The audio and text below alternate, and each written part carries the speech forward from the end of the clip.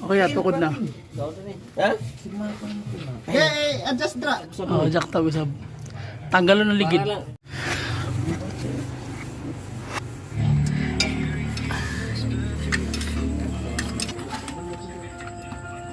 Yan ang hugaw. So ito yung bumabara doon sa balbadi. Ano. So pag hindi mo siya ma-address,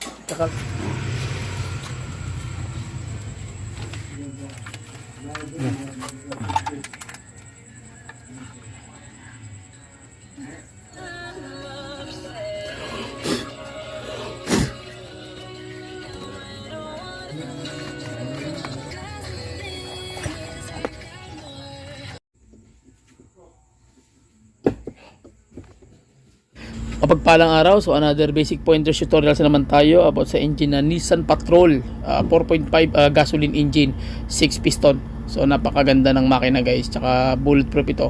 So ang problema is transmission. So ang nangyari nito is magpapalit tayo ng buong transmission na 4x4 dahil na-overhaul na raw ito. At ang problema is hindi nga daw gumana. Tapos totaling nasira na talaga yung kanyang transmission assembly na 4x4. So nirescue natin to guys. Dito kami sa North Cotabato, dumayo kami upang ikabit lang yung kanyang transmission dahil nahirapan yung isa o dalawang mekaniko na tumira nito, nahirapan sila magkabit dahil mayroong mga technique dito sa Nissan Patrol upang paano siya ikabit na makukuha mo yung mga timing mechanism. Dahil mahirap ito ikabit guys, napakahirap talaga. Okay, so samahan nyo ako sa basic pointers guys kung paano natin ikakabit. Hindi man natin mabidyoan na isa-isa, mahalaga makuha nyo yung punto by punto kung paano siya titrahin. Okay, so tara, let's start, let's do it, pasok. Okay, so ayan na yung buong mechanism na surplus guys na ikakabit natin at ipapalit natin dun sa mechanism mismo ng kanyang nasirang transmission. So magtatanggal ng transmission guys sa ilalim. Okay, so medyo madugong laban lang to. So bago tayo magsimula ang ating mga operador, yan si Brad Nel. Nel, kumusta ka na? Good job. Si Victor, ang ating operador din na bagong apply. Tsaka si Brad Peng, ang ating operador talaga ng ating Cars TV. So ang gagawin natin is matatanggalin muna natin yung buong mechanism guys. So malaki-laking trabaho to at madugo sapagkat mayroon technique dito na hindi lang kayang tanggalin. So alam natin tanggalin, so tanggalin na natin. So ayan na guys, babaklasin na namin yung mechanism. Pag nabaklasan namin to, makikita natin kung gaano kahirap. Okay, so yun guys, na-underestimate ko yung Nissan Patrol ng kanyang automatic transmission. Ang hirap palang tirahin dahil halos walang butas yung kanyang yung kanyang access doon sa torque converter. Makita niyo naman yung labi nito. Starter lang ang mayroong butas. So meron siyang butas guys, napakaliit. Hindi ko talaga in-expect na nahirapan kami. Almost 3 oras kaming nagtanggal ng kanyang bolt sa kanyang torque converter sapagkat bilog na yung kanyang mga bolt. Talagang napakahirap, kaya hindi ko na videohan dahil sumakit din ng ulo ko. So kaya pala pangatlo na tayo mekaniko tumira nito dahil nahirapan din sila dahil wala silang mga gamit o tools. So makikita nyo guys, ayan na, nababa na natin. Wala talagang tanggal yung kanyang bill housing, kaya ganun kahirap guys. So at least natanggal na natin. So ipo-pull out natin to guys. Check natin kung ano yung buong mechanism, kung anong sira nito. So okay, tanggalin muna natin. Yan, inangat muna namin yung part ng kabilang bahagi ng kanyang gulong para ma-sure ball talaga na mailabas dahil sobrang laki ng transmission.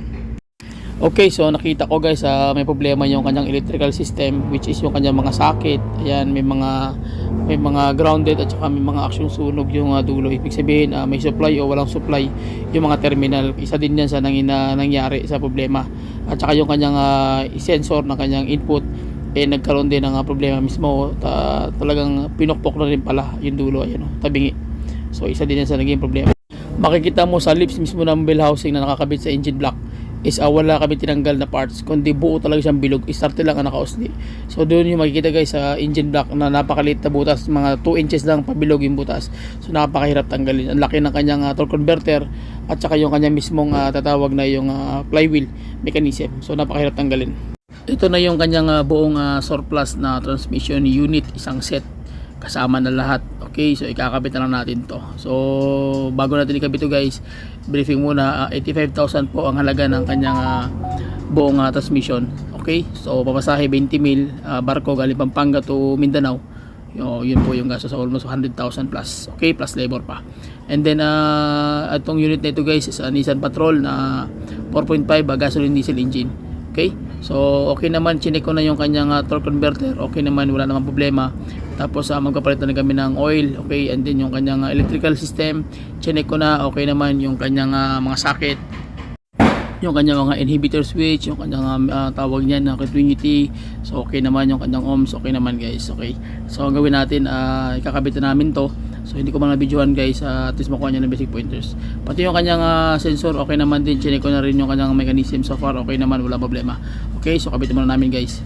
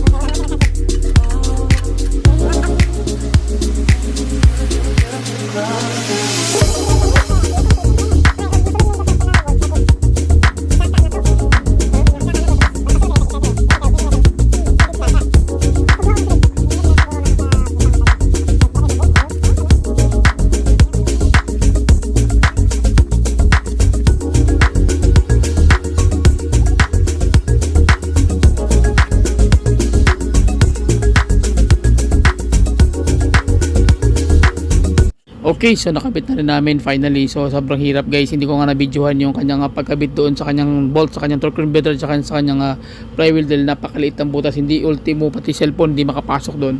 Okay, so ang gagawin natin is check ko na yung buong mechanism pati sa taas. Check natin guys, so tara. Okay, so ayan na, naka-relax ng ating mga bida. So si Bradnell, patawa-tawa na lang. Okay Brad, okay ka lang?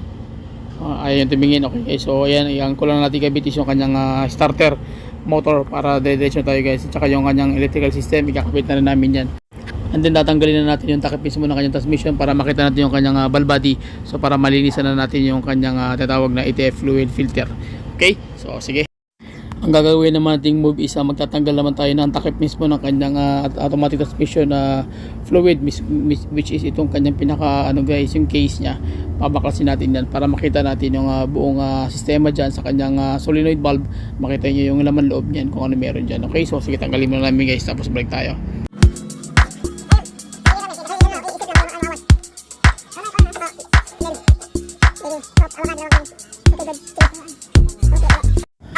Okay, so ayan na guys, nakita na natin yung kanyang laman loob, yung tinatawag ko na ball body. So yung ball body nya, makikita nyo andyan yung oil fluid filter, tapos yung kanyang mga electrical system, yung mga solenoid, tsaka yung mga piston. So naka-built in yan guys. So ang pangit lang kasi yung nilagay nilang sealant is tawag yan yung gasket maker na Yokolay Red. So pangit yan siya guys, dapat yan gasket all. Sealant kasi yun po yung pinaka the best sa mga pang long term, na matagalan after mag-overhaul. So yun yung pinaka the best na sealant guys. So ang gagawin natin guys, tatanggalin natin yung kanyang mechanism. So makikita nyo rito yung mga wire, yung kanyang valve solenoid. Ito yung mga shifter guys na tatawag na primary, secondary, reverse, and then neutral, and then drive, tsaka yung park. So nakapaloob na yan guys sa mechanism na yan. So kung medyo may idea ka at tawag yan at nalilito ka, so kailangan mo talaga ng konting theory. So once na maglilinis kayo ng tawag yan yung transmission, mag-change oil kayo, pwede kayo mag-DIY guys. Tanggalin nyo lang yung takip, tapos tanggalin mo lang yung oil filter. So okay na yun. Pag natanggal mo na yun, huwag mo na papaandar yung engine. So kailangan mo na siyang tawag niyan, kumbaga gayahin nyo na lang yung mga nakikita nyo sa video, especially sa ating video natin guys, kung paano tayo mag-DIY ng automatic transmission. So simple lang naman yan. Tawag niyan, tatanggalin mo lang yung mechanism, tapos yun lang, fluid filter, tapos lilinisan mo lang, ganoon lang sistema. So hindi na kayo maliligaw kasi meron naman kayong guide eh. Okay, so ito yung ginagawa natin dito. Wala tong magic basic pointers talaga to, para at kito paano meron kayong idea kung paano nyo titirahin yung unit nyo na hindi kayo kumbaga magkakamali. Okay, so step by step lang naman yan guys, kung paano natin tinira. Madali nyo lang gayahin yan. Okay, makikita nyo rito, kwadrado yung kanyang tawag yan, yung ATF fluid pump na nozzle type yung kanyang filter, sapagkat ito yung kanyang design. Pero once na maglagay kayo ng fluid guys, level yan, halos lahat sausaw yung kanyang valve body. So ganun po ka ano yung tawag niyan, yung kanyang level ng kanyang fluid. So pag tinanggal mo na to, meron tayong tinatawag ng mga o-ring. So ingatan niyo yun guys, na yung o-ring hindi mawala. Okay, so ito na yung final event. Ito yung nagiging main cause, problem, issue na hindi ito na-address ng karamihang mekaniko, sapagkat ang sa kanila isa nagpapalit lang sila na tawag nito is yung fluid lang. So hindi sila nagatanggal ng mismo yung fluid filter ng automatic transmission. So which is dapat guys, pag magpapalit kayo ng fluid, dapat kasama nyo ito nililinisan. Ito yung sumisira sa transmission mo, kaya nagkakaroon ka mismo ng no reverse, no drive, dahil yung clogging ng yung valve body, ito yung bumabara. So okay, at least makuha nyo yung basic pointers kung bakit kailangan linisan yung inyong mga fluid filter. Okay, so sige guys, linisin mo natin ito, tapos balik tayo para makita nyo kung anong kalalabasan.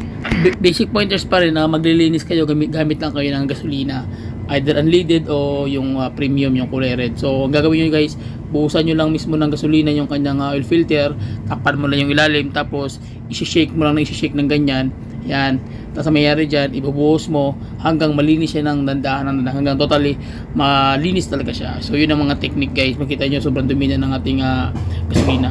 So yun ang mga technique na dapat nyo malaman. Okay, so ganoon na kasimple, luglug lang, tapos okay na siya. Next step natin is ibabalik na natin yung ating ATF fluid filter, and then pati yung kanyang case ng kanyang automatic transmission. So basic pointers pa rin, magkakabit kayo, kailangan na malinis, pupunasan nyo na mismo yung valve body. So para wala nang maiiwan na, although may maiiwan man sa loob sa mga torque converter, sa valve body, pero kahit paano yung sa labas, matanggal man lang yung mga 40% ng mga powderless metal grate doon. And then double check nyo rin yung tatawag na o-ring pag mas magkakabit kayo dito ng tatawag na yung kanyang filter, kasi pag hindi nyo nakabit yung o-ring guys, magkokos ito ng tatawag na low pressure. So hindi niya na kayang ibigay yung pressure para doon sa clutch lining, at magkakaroon siya ng low power o tsaka walang hatak. So yun po yung mga rason, ang mga problema na main cause ng automatic transmission. So lagi tandaan guys, magkakabit kayo ng oil filter, kailangan merong o-ring. Kung walang o-ring, pwede mo lagyan ng gasket oil. Kailangan setting siya mismo doon sa butas ng kanyang valve body. Okay, so yun ang mga basic pointers guys, nga lagi nyo tandaan, especially magkakabit kayo ng mga fluid filters. Kung lalo kung mag-DIY lang kayo, pwede nyo gayahin to, napaka-easy lang to, basta may tools lang kayo, panalo na. Gayahin nyo lang yung ginawa natin guys, kaya nyo na yan, basta meron lang kayo nga tatawag na na tawag yan yung rampa. Okay, so magkakabit kayo ito, makita nyo naman malinis na yung ating automatic transmission fluid filter. So pwede siyang ibalik. Ibig sabihin washable lang siya yung filter ng mga ganito, kasi kung bibili ka medyo mahal, pero linisan mo lang, pwede mo naman gamitin. Okay, so yun ang mga basic pointers guys. So sige, kabit muna natin para diretso na tayo guys. And then maglalagay na tayo ng gasket oil, yung kanyang pinakasilant. So sa ganitong sistema guys, lahat ng ino-overhaul ko, sealant talaga na gasket oil ginagamit ko. Bakit? Kasi iwas na yan sa leaking. Although mahirap siyang tanggalin, pero once na nalagay mo na yan, pang matagalan na yan, mag long last na yan guys. Huwag, depende lang sa tira mo. Kaya dapat pulido yung tira mo, yung gawa mo, para hindi na magbalik-balik yung client dahil nga nagli-leaking. So isa yan sa pinaka ginagamit ko talaga sa aking trabaho. Okay, so after nyan guys, kakabit na natin yung buong mechanism. So fast forward natin para mas mabilis. So tara, let's go.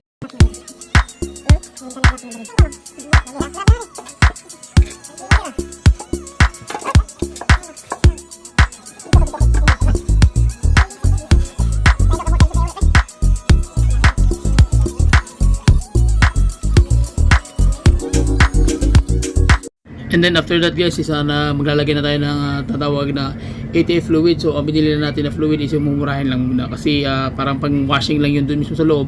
After that, ano naman yan, i-change oil naman yan ng panibago, yung medyo mahalin na, yung full synthetic talaga, para sureball na malinis talaga yung buong valve body, at okay na yung tira natin. Hindi na natin mapapaandar yung unit guys, sapagkat may problema yung kanyang starting system, yung kanyang solenoid, at saka yung mismo yung energizer mismo ng starter sira. So ang ginawa ko na lang is chinek ko na lang lahat ng kanyang system ng kanyang controller module sa transmission, yung kanyang solenoid, yung kanyang inhibitor switch, at yung kanyang mga input saka output speed sensor. So far okay naman. So hanggang dito lang guys, shoutout sa inyo lahat. Comment lang kayo sa aking YouTube, aking FB page at YouTube channel, and then re-reply ako as soon as I can. Okay, so please subscribe to the YouTube channel. Bye bye and God bless. See you. Okay.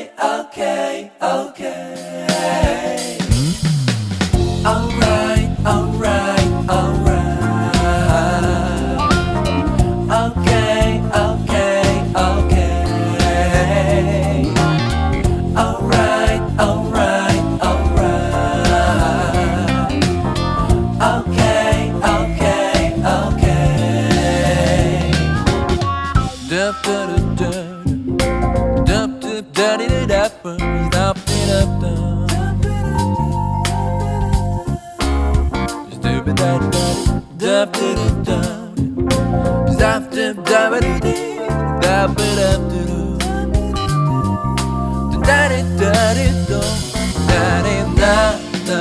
da da da.